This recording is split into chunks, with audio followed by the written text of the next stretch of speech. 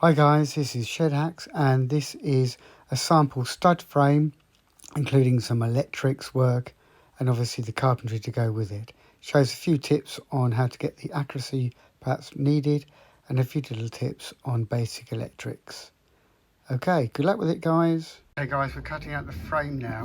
Luke, if you just pull up that piece of wood there, I'll show the students. Yes, so we've made the frame to a design.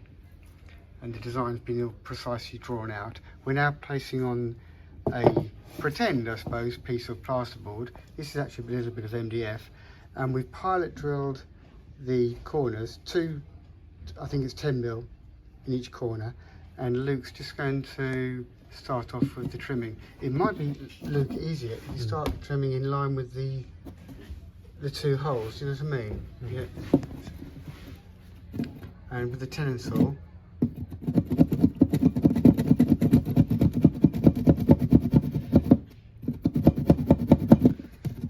once you get going, that's like, you just follow the line, do not go over the line, and the line should be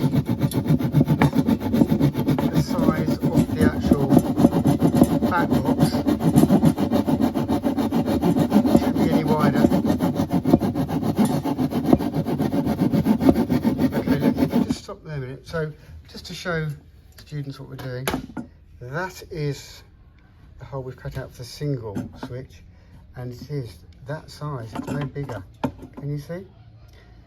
So this, if you just lift it up, Luke, for me, that goes there. It's not bigger than the back box, it's the same size. And that will allow the switch then, if I can just lean over a little bit, to be placed and screwed on top. So there's the frame. Just hold it up again. You can see the whole frame arrangement. It's really important that this frame is kept square as well. So if we use that tri-square, I'll show you how precise it is. Yeah, there, it's square there, and every joint is precisely done. Okay, so the overall sizes are, it's 600 in height, and it's 440 in width. Okay, with the housing and the rebate joints. Okay, I hope that's useful for you guys. We'll show you when it's finished. Okay, Luke, I think we've cut round very carefully. If you push that through with your hand, there you go, and that's gone. Now, the hole doesn't actually have to be that clean. As long as, Luke, if you put the socket over the top, it fits over the top.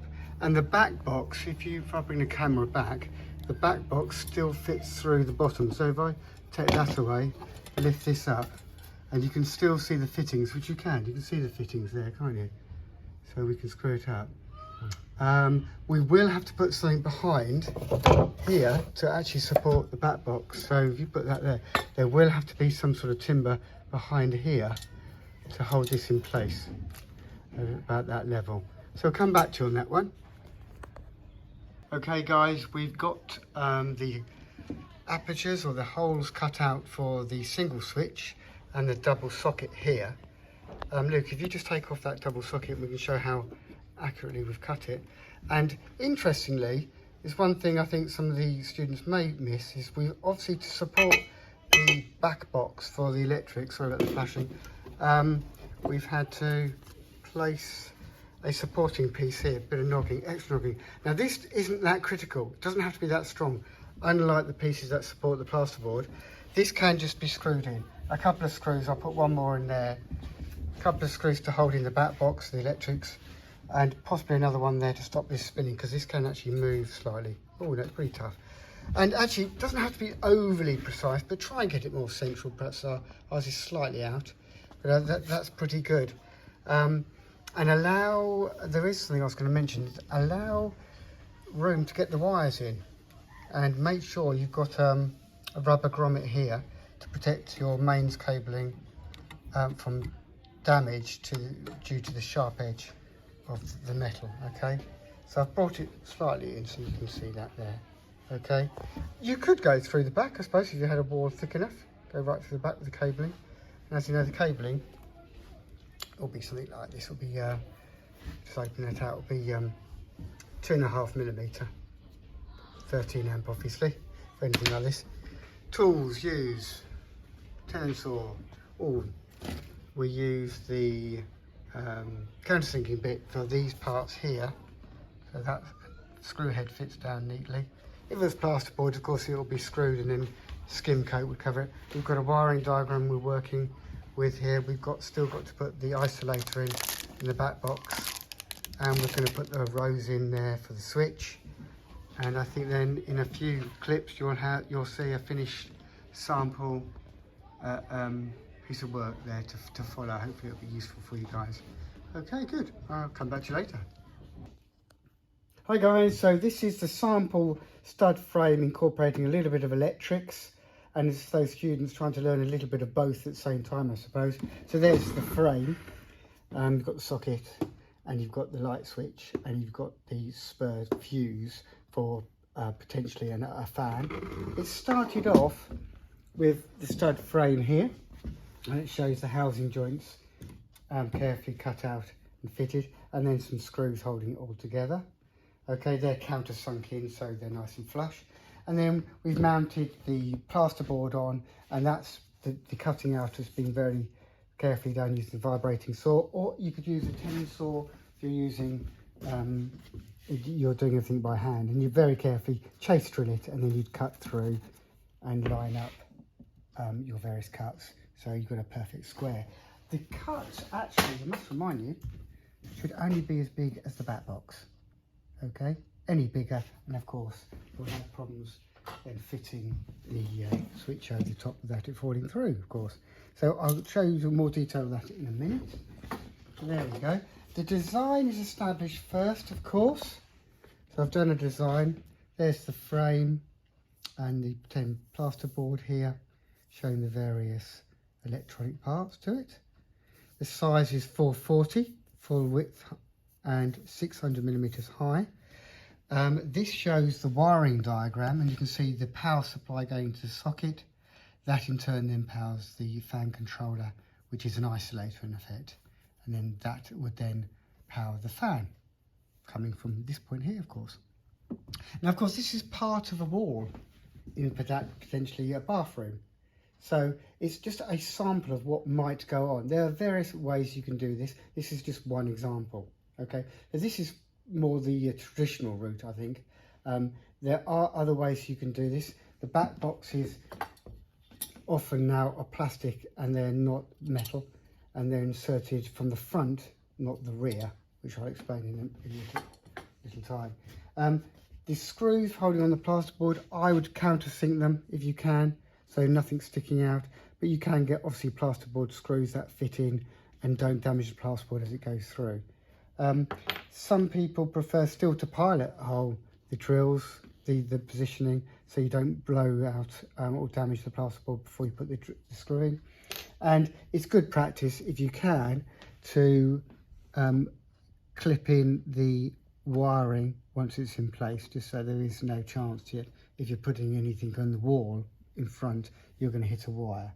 Okay, and of course take it down so it's halfway down the stud work, so if you're drilling into this, you're nowhere near the wiring, and that's always a consideration. So the light rose has been put in place here, and it's screwed down. That obviously that would be on plasterboard. This will be extended all the way to the end, but I just wanted to show the internal workings. If I turn this round, you can see some of the detail. So there's the light rose, power going in. The loop for the switch goes down to the switch. So this just controls the power to the negative side to the circuit on there. And I'll explain that again in a moment. The nogging there has been added to support the back boxes. And there you can see the back boxes carefully placed behind. There should be a rubber grommet for every positioning of wire going through the metal. So the wire can't be cut by the metal itself or chaffed away.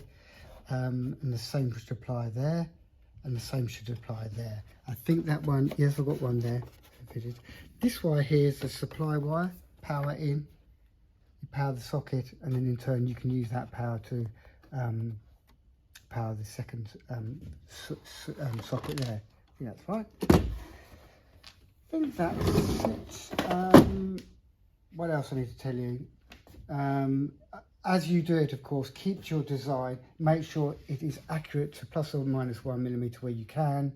There's obviously going to be situations where that's going to be quite tricky. Wood does change shape in time, and stud work can be quite difficult to work with at times. It can change shape, and it could be just down to the quality of the actual material you're using.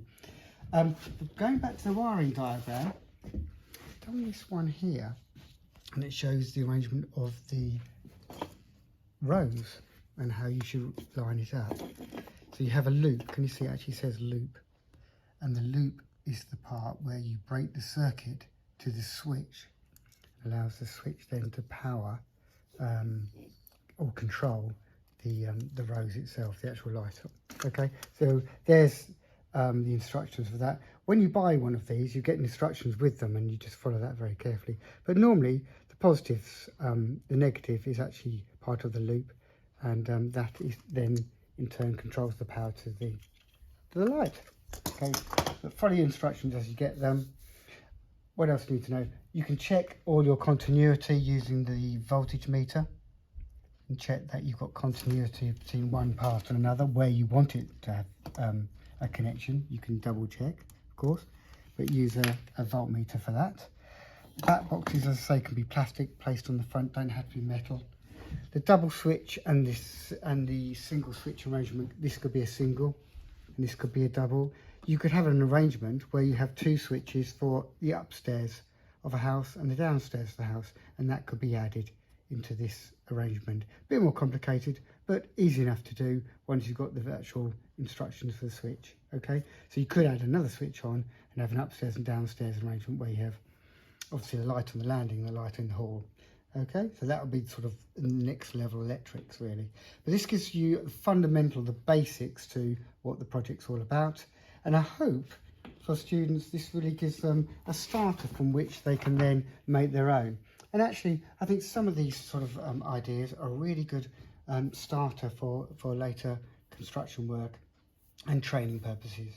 Okay, now tools and equipment, you've got the tenon saw. You'll use a range of power tools in terms of drills and possibly the vibrating saw. What else do you need? You need a good tape measure, obviously, and electrical screwdrivers. Not that that one's an electrical screwdriver, should have a protected insulated shaft on that. Countersinking bit, a good set of drill bits, always handy. And I think that really sums up the project. I don't think there's anything which is overly complicated. I think I did show you the rear, didn't I? I did the studding holding it all in. Now, the studding here, the connections, they can be shorter and smaller pieces, and it could be vertical. It could be, the arrangement is really up to the tradesman. And I think that's what this is all about. It shows a little bit of formal framework, but how you finish it off and how you complete it is really up to the tradesman. Of course, if you've got cabling arranged like this, that's something that really needs to be perhaps tied back, because when you put your plasterboard this side, it just may be that you want to put something on that plasterboard like a picture, and you will accidentally put a nail straight through the plasterboard, potentially into the actual cabling. So the cabling should be kept to the middle part of the depth there of the stud work, so it's right in. Okay, and I think that is a really good, hopefully, help or guide for students doing the basic electrics and carpentry work for this project. Okay, well, good luck with it, guys. There's the designs again. Pan over those, and I think I'll wrap it up there. Thanks, guys.